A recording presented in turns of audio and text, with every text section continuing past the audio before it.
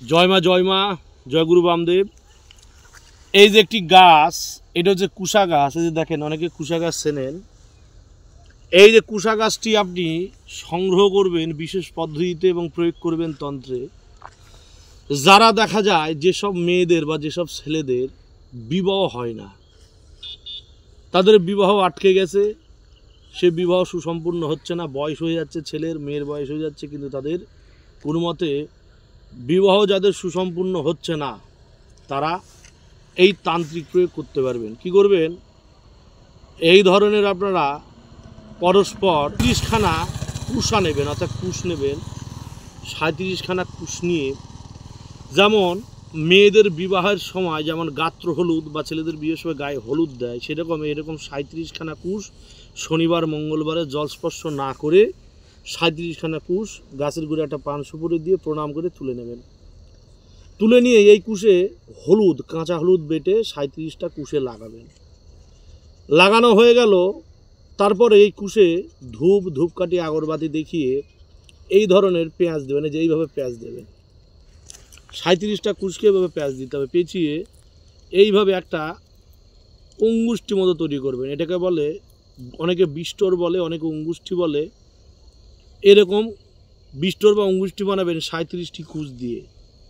বানানোর পর এই অঙ্গুষ্ঠি বা এই কুশের স্তরটি কী করবেন, আপনি আপনার গৃহের যে ঘরে আপনি ঘুমান সেই ঘরে সদর দরজার উপর কোনো মতে এটি রেখে দেবেন। 39 দিন এটি আপনারা সেই সদর দরজার উপর রেখে দেবেন। রাখার পরে 39 দিন রাখার পর 40তম দিন গঙ্গার তীরে চলে যাবেন। যাওয়ার পর এই কুশের যে গিঁটগুলো রেখেছেন, এই গিঁটগুলো এক এক করে ছুটাবেন।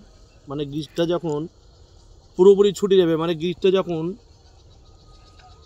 গিঁট খুলে যাবে, তখন এই কুশ নিজের মাথার উপর দিয়ে অনামিকা এবং বৃদ্ধা আঙুল দিয়ে বাম হাতে ধরে একবার মা কালীর মায়ের একটি বীজ মন্ত্র ক্রিং কালিকায় নমঃ, আবার বলি ক্রিং কালিকায় নমঃ বলে মাথার উপর দিয়ে এইভাবে ফেলে দেবেন। এইভাবে 37খানা কুশ মাথার উপর দিয়ে গঙ্গার দিকে পিঠ করে এইভাবে ফেলে দেবেন। তারপর আপনি সোজা বাড়ি চলে আসবেন। বাড়ি চলে আসে স্নানাদি করে আপনি নিয়মিত যেভাবে দিন যাপন করে সেভাবে আপনি নিত্যদিন অতিবাহিত করবেন। এই ক্রিয়া যদি আমি যে পদ্ধতিতে বলেছি সেই পদ্ধতিতে করতে পারেন, তবে 3 মাসের মধ্যে যেসব মেয়ে, যেসব ছেলে, যেসব ভাই, যেসব বোনের বিবাহ হচ্ছে না, বিবাহ লক্ষ্য বাধাপন্ন হচ্ছে, হওয়া বিয়ে হচ্ছে না, ঠিক হয়ে যাচ্ছে, সেটা কেটে যাচ্ছে, সেটাও ঠিক হয়ে যাবে। এবং যে কুশা মাথার উপর দিয়ে ফেলে দেবেন একটি করে ছুটিয়ে, সেই কুশার দিকে পুনরায় তাকাবেন না, সোজা বাড়ি চলে আসবেন। এই প্রয়োগটা করে দেখেন। মায়ের বীজ মন্ত্র দিয়ে ক্রিং কালিকেই নমঃ, এটি আমার এক ওস্তাদ, আমার এক গুরু, সেই গুরুর কাছে প্রাপ্ত এই বিদ্যাটি। মায়ের বীজ মন্ত্র দিয়ে বিদ্যাটি প্রয়োগ করে দেখবেন। এবং গাছ যখন উত্তোলন করতে যাবেন, গাছের গোড়া থেকে কুশা, তখন বাল্মীক মুনির দোহাই দিয়ে একটি পান সুবরি অর্পণ করে ধূপ ধুনো দেখিয়ে প্রণাম করে বাসনা বলে তারপরে সেই কুশটি সেখান থেকে উত্তোলন করবেন।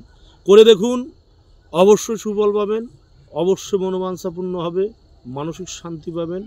তৎপরই যদি 100 রকম বন্ধন আদিও কোনো দুষ্টতান্ত্রিক করে থাকে, সেইটিও কেটে যাবে। পরীক্ষিত একটি বিদ্যা, পরীক্ষিত তদ্বির আপনাদের সান্নিধ্যে আমি পেশ করলাম। অবশ্যই প্রয়োগ করবেন, সুফল পাবেন।